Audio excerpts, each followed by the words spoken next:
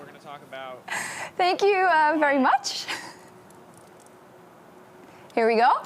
Thank you very much. Someone gave Jankos a mic. Spoiler alert, we are going to talk to him in just a bit. They're just getting set up there, but we are going to break down the second game in the series and H2K closing it out, starting by taking a look at the second 10-ban system here that we saw in the European LCS, and you wanted to focus primarily on what went to top and what went to the jungle. Yeah, I just want to talk a little bit about like role distribution here, because I think what blocked Origen and really locked them in the first game is that they had a tank top and a tank in a jungle, which really makes like the map not dynamic at all. Everybody's just kind of like stuck there, and you're hoping to scale. The second game they had like aggression in the top lane with the Rumble, but having wisdom on the tank. The inverse was there for H2K. They had their aggressive player in jungle with Jankos, and then they had a tank top. I think it's a better composition to kind of play the game aggressively and have more options. And I definitely think with this draft, Origen could have won the game and done more, so I definitely liked it a lot more from them. They certainly did, and when you look across the draft that we had, like the Misfortune coming out as a counter pick to the Xander, we thought already that's a great bottom lane now for the Origen.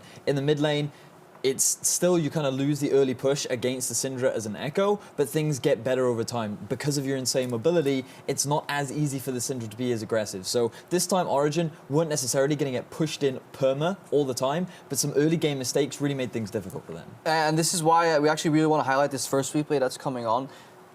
Because Origen in their draft had basically had two pushing lanes. They had a Rumble beating the Maokai in terms of push, and then they had the Misfortune, the notorious counter pick against the Zyra, on paper pushing the Misfortune lane in, the Zyra lane in. However, if you highlight the first replay here, it's another unfortunate mistake, and we don't highlight this replay to blame Hiva, because it's a synergy issue. Basically, Hiva and Tabs are not on the same line as the minions come.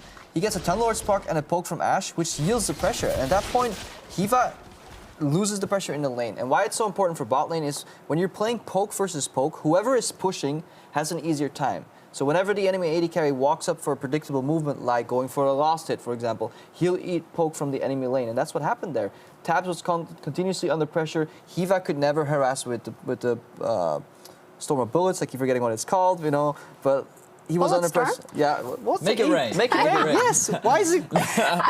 Yeah, he couldn't use Make It Rain aggressively, and that's because he walked up slightly a bit too far at level 1, and his AD carry didn't protect him. And from that point, Origen lost the one pushing lane they had in their draft. So like, Duck is looking at all this, two pushing lanes, we can get the pressure, we can get it flowing around. Wisdom is a good pathing jungler with the Rek'Sai, and it all falls down from that one single mistake, and their early game was already on the back foot. But it's not all bad news for Origen, because there were some highlight moments throughout the game. They did manage to come back in a couple of plays, they were able to steal away the Baron, and they still showed glimmers of hope throughout the game. So even though they still fell behind, they're still showing a lot of individual micro mistakes.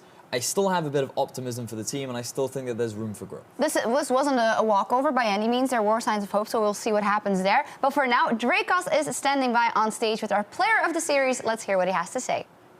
Thank you very much, Shocks. Of course, I am here joined by Jankos after his first series, new best-of-3 format. A lot of things on your mind, but my first question for you, man, is what happened in that game 2? It got really messy really quick. Well, I think the biggest swing was the fact that we let them steal the Nashor. And we knew, I have no smite, but we still wanted to try a burst. The thing about our team, though, is that we still don't have the perfect communication you need in the LCS. So when we said, burst the Nashor right now, and I will W Echo over the wall, it worked kind of unlucky, and then, you know, we were trolling, and they just got the Nash. So we had to stall a little bit more, and then hopefully, you know, account for the mistakes which happened. Rek'Sai got caught a little bit, you know, he was trolling a little bit, so it was easy. I mean, fine. It wasn't easy, let's be honest, it was fine. But, okay, so in the end, you brought up your new team. You've got 3 new members, so I've been, of course, kind of returning after a long time spent on Fnatic, but 2 new Korean players as well. Do you feel like your team is stronger right now than H2K last season? How does it really compare? I think that H2K 2016 World Finals would probably win with current H2K.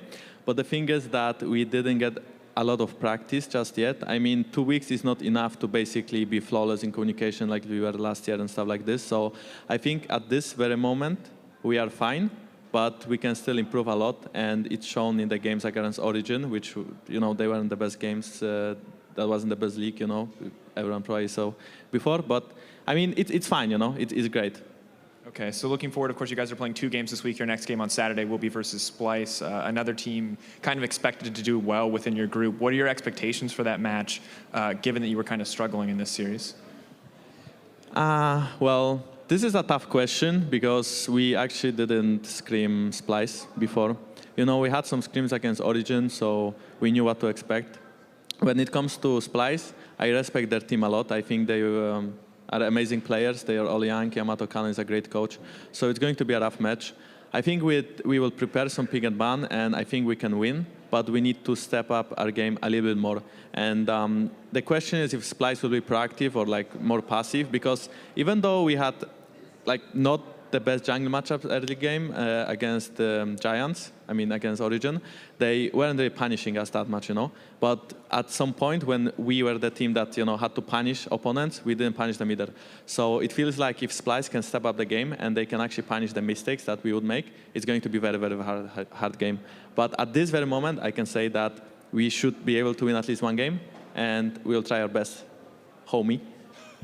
Homie. All right, I like it. Oh, way to close. We're doing the pulling off of the mic, too. Well, that's enough of me, enough from Yanko. It's good to hear your thoughts on the teams and the series coming up. But when we get back, it's going to be the match of the week, G2 and Fnatic heading on to the Rift, so don't go anywhere. It's just a short break. Felix will get shit on.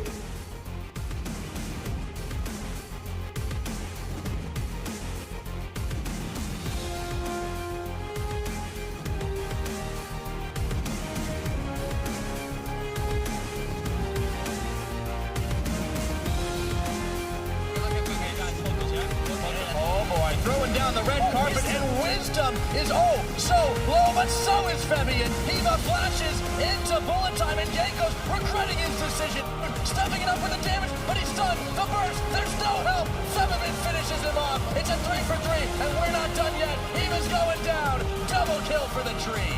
And over the wall, goes on a one, he's stopping Nehud, he goes in, he gets the steal, he steps back, Nehud with the hero play! Can't see much else stopping H2K from taking this one. It's going to be the last Nexus turret. It's going to be the Nexus and a 2-0 sweep for H2K.